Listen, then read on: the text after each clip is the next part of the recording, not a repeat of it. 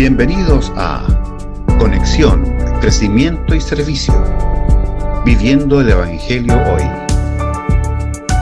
Un espacio de la Iglesia Cristo Eterno Redentor de enseñanzas, noticias y conversación. Visítanos y síguenos en el canal de YouTube y nuestro fanpage Cristo Eterno Redentor.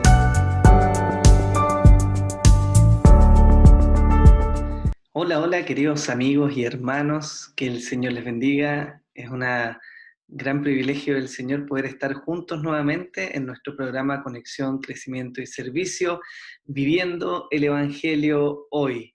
Tenemos hoy día la oportunidad de seguir viendo la Confesión de Fe de Londres de 1689, que nuestros hermanos bautistas reformados trabajaron hace tantos años atrás. Y vamos a seguir viendo hoy día, con la gracia y la ayuda del Señor, acerca de lo que Dios nos ha dejado en la Biblia y lo que algunos teólogos han ordenado como aquel decreto de Dios. Así que antes de que podamos comenzar esta sesión, me gustaría invitarle a que ahí en su lugar, en su casa, donde esté, pueda cerrar sus ojos y podamos orar al Señor, para que esto no sea simplemente una enseñanza y algo que almacenemos en la mente, ¿no? Sino que sea algo que pueda avivar nuestros corazones, que nos pueda mostrar con mayor eficacia, con mayor plenitud, quién es nuestro Dios. Así que le invito a que inclinemos el rostro y podamos orar a nuestro Padre, ¿no? Señor, te damos gracias, papito. Gracias por tu misericordia, por tu fidelidad y por tu gran bondad, Señor.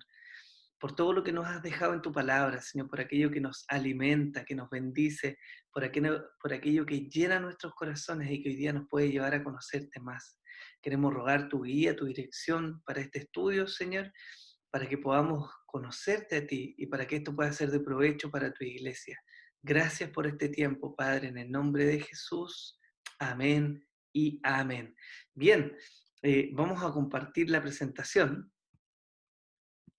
Desde hace algún tiempo ya habíamos comenzado a ver lo que era el decreto de Dios y habíamos visto en particular o de manera más general algunos aspectos que abarcaba el decreto de Dios, como lo era todo lo que sucede, ¿no?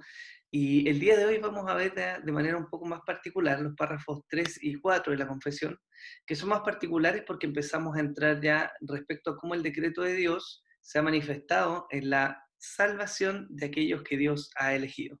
Este es un tema controversial, es un tema que, como se dice, tiene mucha tela por cortar, ¿no? Pero es bastante interesante ver lo que nuestros hermanos vieron en aquel entonces y lo que es de provecho para nosotros hoy día, lo que Dios nos habla también a través de esto, ¿ya? Como lo hemos dicho en otras ocasiones, no estamos viendo cosas nuevas, no estamos inventando nada nuevo, sino que estamos recordando la doctrina que la Iglesia ha tenido, lo que la Reforma le volvió a levantar, ¿no? Y lo que ha sido la sana doctrina de la Iglesia por miles de años. Entonces esto es muy relevante.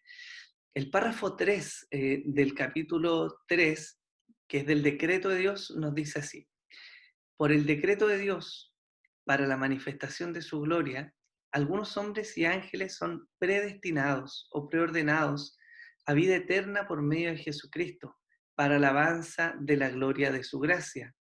A otros se les deja actuar en su pecado, para su justa condenación, para alabanza de la gloria de su justicia.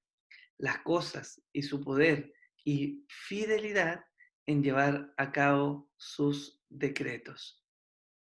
Entonces, ¿qué es lo que podemos ver acá? Hay una gran pregunta que tiene que ver con quiénes pueden alcanzar la salvación de Dios. Y claramente hay diversas posturas teológicas respecto a este tema. De manera muy general, hay algunos que plantean que la salvación es para aquellos que han sido escogidos por Dios y obviamente el decreto de Dios obra, actúa ahí respecto a la elección. Y es la postura de la Iglesia reformada y es lo que adherimos nosotros y es lo que vamos a revisar hoy. Sin embargo, hay otra postura que plantea que todos los hombres pueden llegar a ser salvos y vamos a ver cómo la Escritura nos avala y nos evidencia lo que nosotros estamos planteando. A manera de resumen, el párrafo 3 nos dice lo siguiente: para la gloria de Dios, algunos hombres y ángeles han sido predestinados para vida eterna por Jesucristo. En cambio, otros hombres y ángeles se les deja actuar en su pecado. ¿Ya? ¿Para qué? Para su justa condenación, y para mostrar la gloria de su justicia. Este punto es bien interesante porque nos muestra que para la gloria de Dios, Él ha decretado la salvación de algunos hombres y ángeles. Y aquí hay un alcance importante porque hablamos de ángeles conociendo que cuando el diablo se rebeló, una parte de los ángeles cayeron con él, ¿ok? Lo cual estaba en el decreto de Dios, ¿ya? No es nada que se le escape en las manos de Dios. Y claramente respecto a hombres nosotros sabemos lo que implica la salvación. Entonces nos dice, a manera de resumen, que para la alabanza de la gloria de Dios, de su gracia, ¿cierto? Algunos ángeles y hombres han sido, por el decreto de Dios, predestinados para vida eterna, ¿ya? Mientras que otros hombres y ángeles, de manera similar, se les ha dejado actuar en su pecado, ¿ya? Es decir, Dios no ha intervenido en su salvación.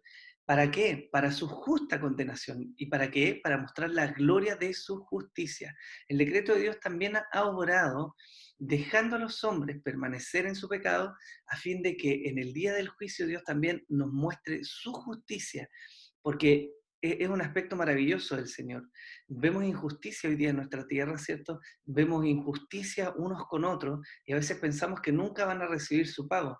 Pero la verdad es que aquellos que han pecado contra Dios, en algún momento Dios va a mostrar la gloria de su justicia, efectivamente trayéndola y estableciendo su juicio y condenación para aquellos que se han rebelado contra Él y que han permanecido en su pecado.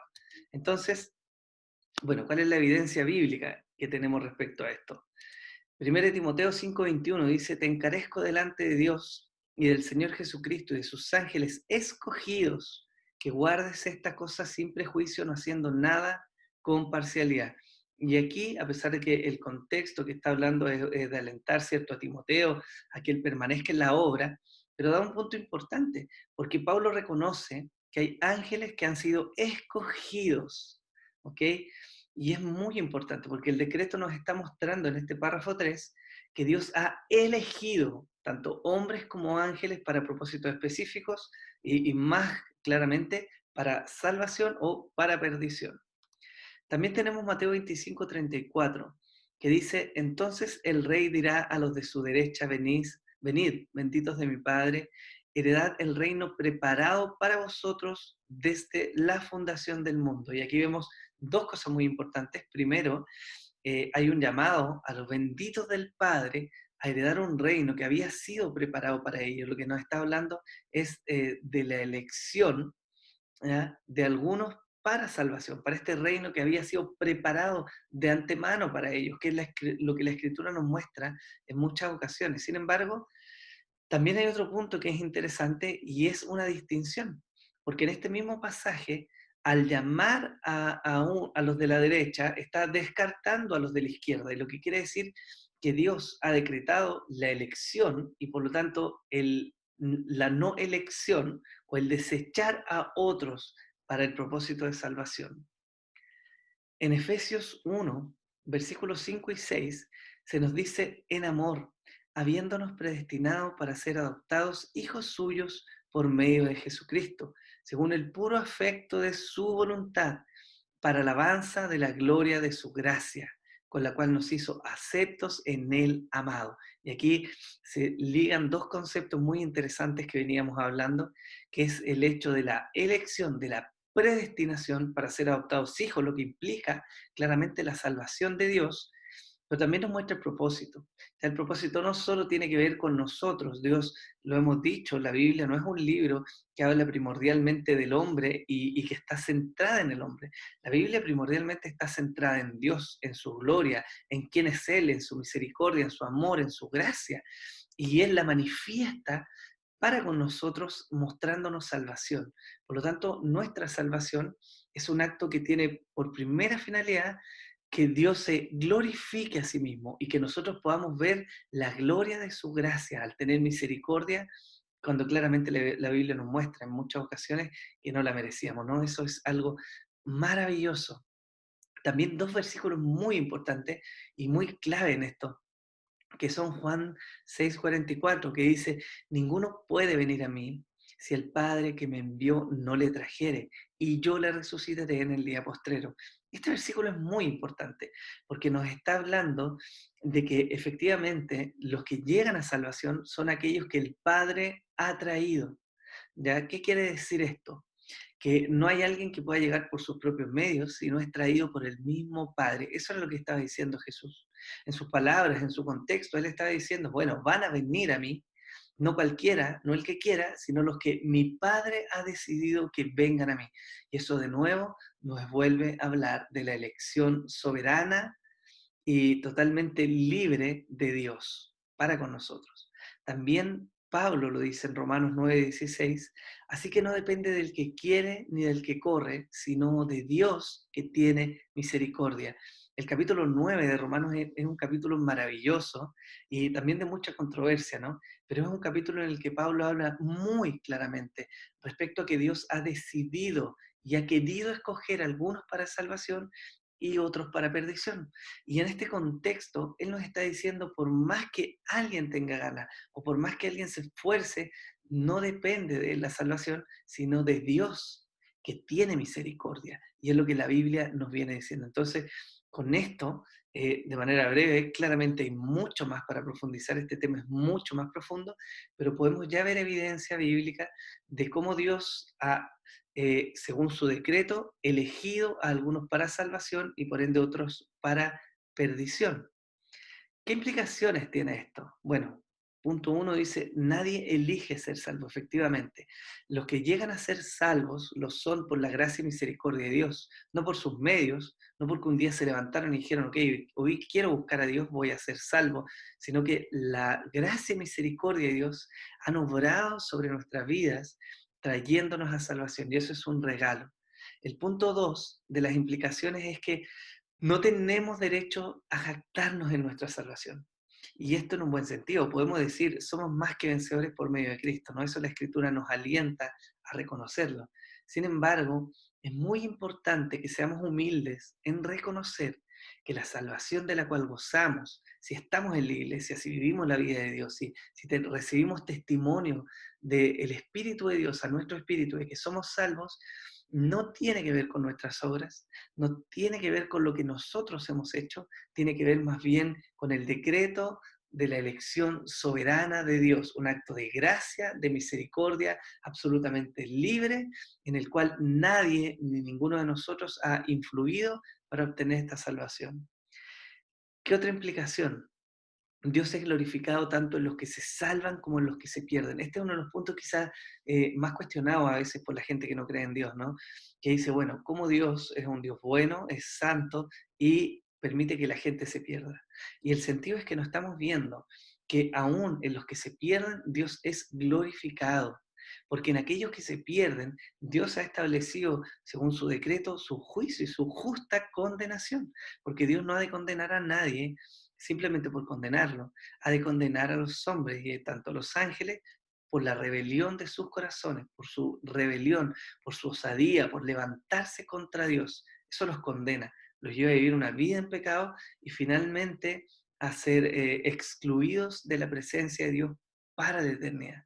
Entonces, fíjense, queridos hermanos, cómo el decreto de Dios respecto a la elección nos lleva a contemplar la gloria de Dios, a comprender que Dios sí es exaltado y sí es glorificado, y lo vamos a ver con mayor claridad sin duda el día que estemos ahí delante de Dios en este juicio, donde vamos a ver la condenación y la destrucción de los enemigos de Dios y de tantos de la iglesia. Pero también tiene una implicación importante y que tiene que ver con la vida que nosotros vivimos. Comprender estas verdades que la Reforma ha impulsado durante tantos años y que la iglesia ha creído no es motivo para jactarse, no es motivo para creerse superior moralmente o de cualquier manera frente a otro hermano, al contrario, es un motivo para vivir en humildad, para ser obedientes al Señor y para ser muy, muy agradecidos de la gracia que Dios ha tenido para con nosotros. Entonces esto es importante porque se desprende del decreto de Dios respecto a la elección. Ahora, si vemos el párrafo 4, ya avanzando en este capítulo del decreto, tenemos lo siguiente, un poco más breve, se nos dice, estos ángeles y hombres, de los que nos habló el párrafo 3, ¿no?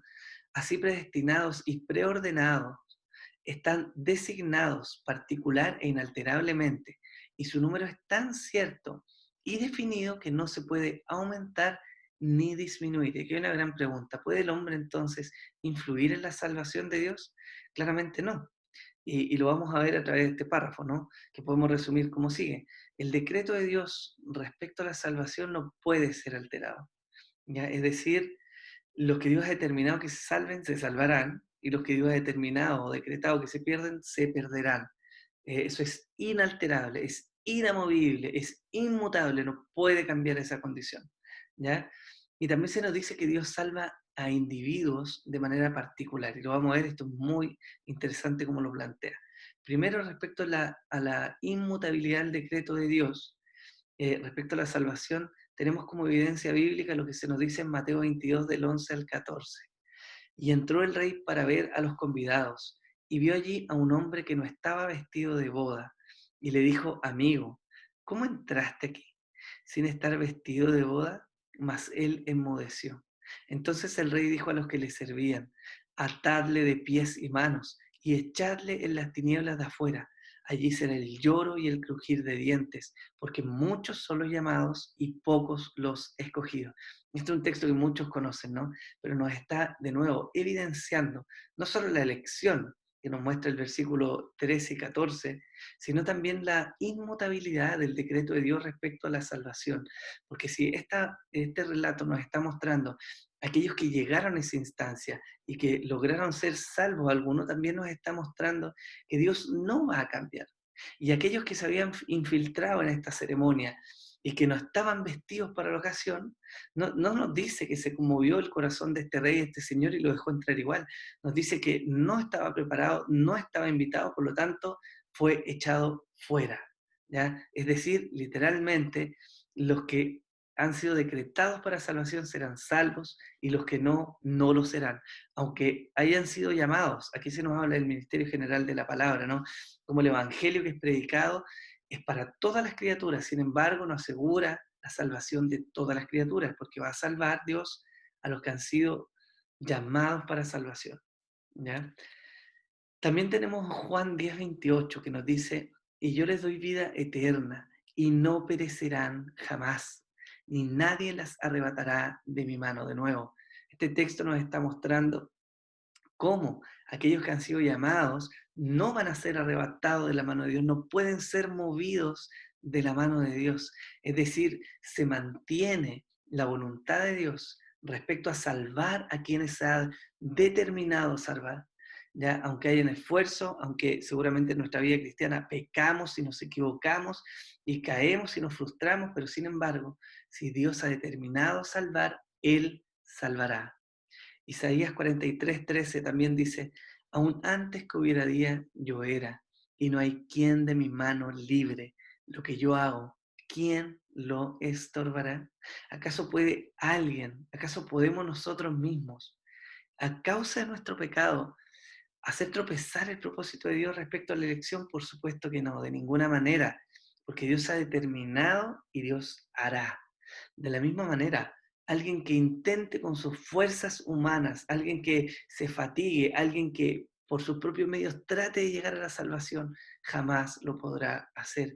Por eso que esta vida de monasterio, esta vida de autosacrificio, de autoexclusión de la sociedad, esta vida tan severa, no tiene los resultados que nosotros esperaríamos, que es consagrar a un hombre más a Dios, porque Dios es el que salva y el que produce santidad, no es por nuestros propios medios. Esto se desprende de esta enseñanza del decreto de Dios. Ahora, respecto a la particularidad del decreto de Dios, esto es muy importante también, porque no vemos a un Dios que está salvando pueblos. No vemos un Dios que salva naciones y entonces ahí entra el choclón, el montón que pertenece a ese pueblo, como algunos piensan de Israel, sino que vemos un Dios que salva de manera particular, con nombre y apellido, conociendo cada situación y el corazón de cada uno de aquellos que ha decidido salvar. Juan 13:18 nos dice, no hablo de todos vosotros, yo sé a quienes he elegido, mas para que se cumpla la escritura, el que come pan conmigo levantó contra mí su calcañar. En este relato, ¿cierto? Eh, donde Jesús está con sus discípulos y está hablando de quién le iba a entregar, él declara algo maravilloso, porque dice que él conoce a quienes ha elegido. Es decir, Dios, queridos míos, es un Dios que se acerca, es cercano a nosotros. Cuando Él nos salva, no nos salva como uno más del montón del grupo que van a ser salvos. Él nos salva de manera particular, conociendo nuestras realidades, conociendo nuestra situación, conociendo nuestro corazón y salvándonos, a pesar de nuestro corazón. Romanos 11:5 también nos dice, así también aún en este tiempo ha quedado un remanente escogido por gracia. De nuevo, este remanente escogido por gracia es conocido por el Señor. ¿Se acuerdan de ese relato en que Elías está frustradísimo después de haber derrotado a los profetas de Baal y va y se esconde? Y Dios viene y le dice, oye, todavía hay 7000 que no han doblado sus rodillas. Dios no estaba hablando simplemente de un montón, de un grupo, sin diferenciación. Dios estaba hablando de que conocía a 7000 hombres, a 7000 corazones, a 7000 situaciones, ya que rodeaban a estos hombres a quienes había escogido. Y esto es maravilloso, hermano, porque nos habla del gran amor de nuestro Señor. Cuando Hebreos dice que tenemos un sumo sacerdote que sabe compadecerse de nosotros, no lo dice simplemente de manera general, porque Él vivió situaciones de la vida humana, propia de la naturaleza del hombre, sino que Él también conoce nuestras luchas y nuestros corazones, y aún así ha decretado nuestra salvación. Este es un Dios cercano. Y es un Dios maravilloso. Eso es lo que evidenciamos en la Escritura y es digno de alabar nuestro Dios por eso. Según de Timoteo 2:19, para ir finalizando, dice, pero el fundamento de Dios está firme, teniendo este sello. Miren esto, qué maravilloso es. Conoce el Señor a los que son suyos y apártese de iniquidad todo aquel que invoque el nombre de Cristo. De nuevo, en este decreto de Dios, donde Él ha determinado, ha elegido, ha decretado salvar a algunos hombres y ángeles, nuestro Dios no solo salva por nación, como lo dijimos, ¿cierto? Sino que al contrario, Él salva de manera particular. Es decir, Él ha salvado tu vida de manera particular, Él ha salvado mi vida de manera particular, y eso es algo maravilloso, de lo cual la Biblia nos da evidencia y por lo cual podemos exaltar y honrar el nombre del Señor. ¿Qué implicaciones tiene esto? Bueno, primero, no faltará de los escogidos para salvación quien falte de ser salvado. ¿Por qué? Porque no se puede frustrar este propósito de Dios, ¿cierto? Es inmutable, es inalterable el propósito de Dios de salvación o de perdición, ¿no? También nos dice que alguien escogido para perdición no podrá salvarse, que era lo que decíamos, y también nos dice que Dios conoce a los que salva de manera particular y personal. Eso quizás es maravilloso, hermano. Podemos ir a orar. Tenemos la bendición de acercarnos al trono de la gracia, no como un número más, no como plantean algunos, ¿cierto? Dentro de estos 144.000, uno del montón, no. De manera particular, Él sabe cuando nos acercamos, Él sabe cuando llegamos delante de su presencia, y Él ha decidido de salvarnos a nosotros de manera específica. Así que honrado y bendito sea el nombre del Señor, ¿no? Por esta palabra, por lo que nuestros hermanos lograron sintetizar de la Escritura y ordenar como lineamiento para nosotros hoy, para que podamos perseverar en el camino de la sana doctrina y en el camino que nos lleva a salvación. Así que, queridos míos, hermanos, que el Señor les bendiga. Ha sido una bendición este tiempo. Hemos ido un poco rápido en esta ocasión, ya hay mucho que ver.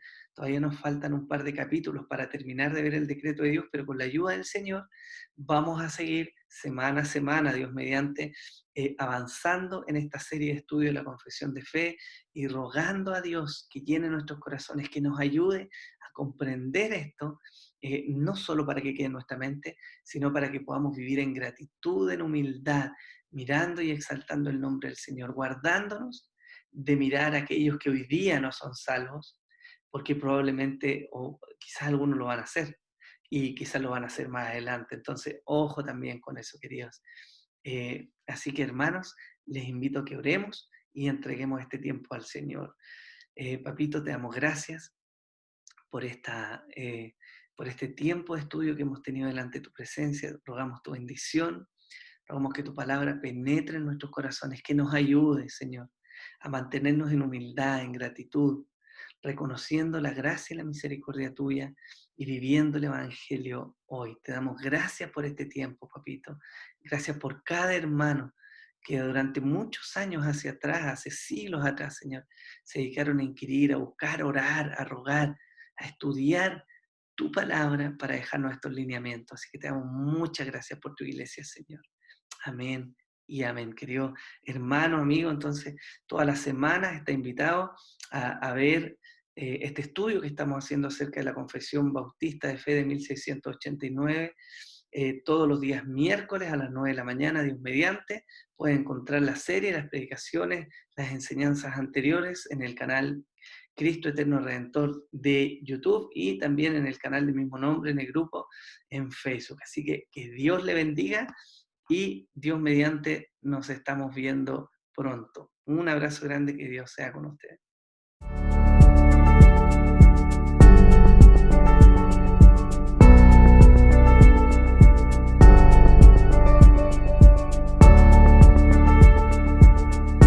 Bienvenidos a Conexión, Crecimiento y Servicio. Viviendo el Evangelio hoy. Un espacio de la Iglesia Cristo Eterno Redentor de enseñanzas, noticias y conversación. Visítanos y síguenos en el canal de YouTube y nuestro fanpage Cristo Eterno Redentor.